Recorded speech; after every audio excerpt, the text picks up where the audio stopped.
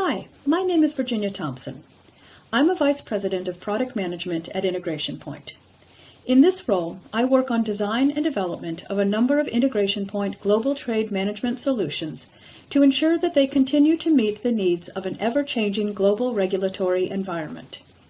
Today's presentation is one in a series that discusses the recent U.S. Section 301 action to impose additional 25% duties on over $50 billion of Chinese imports. In the first two segments, my colleagues George Weiss and Karen Lobdell provided an overview of the U.S. Trade Representative investigation resulting in the proposed increased tariffs and the actionable steps your company can take to provide comments back to USTR before any final list of products and duties is published.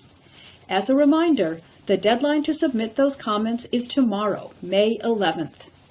Today I'm going to talk about the things you might want to be considering doing right now to assess if you are impacted directly and what you can be doing to prepare for that impact. Firstly, you need to know if the proposed tariff numbers cover any of your products.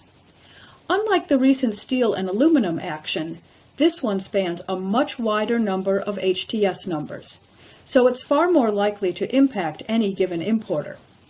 The Federal Register notice, which can be found at this link, published the list on April 6th and lists them in the annex. There are over 1,300 at the 8-digit level, which is how they are published in the notice. But that means more than 2,500 fully qualified HTS numbers are being proposed. That's over 13% of the full tariff schedule.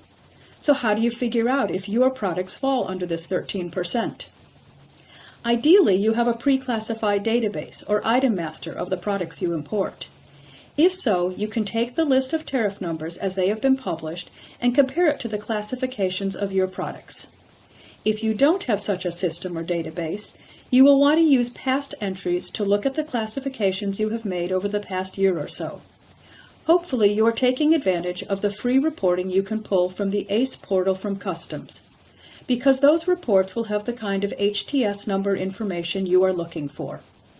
Working with your customs broker or other internal reporting tools may be options as well.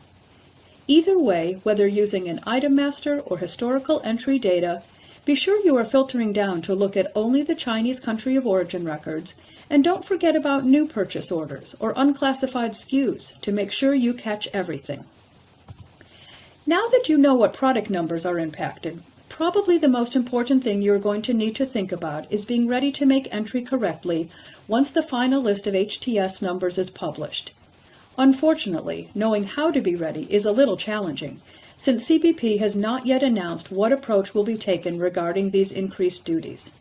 With the recent steel and aluminum duties, Chapter 99, which is reserved for things like temporary legislation, was used, and imports are being made declaring specially designated Chapter 99 HTS numbers.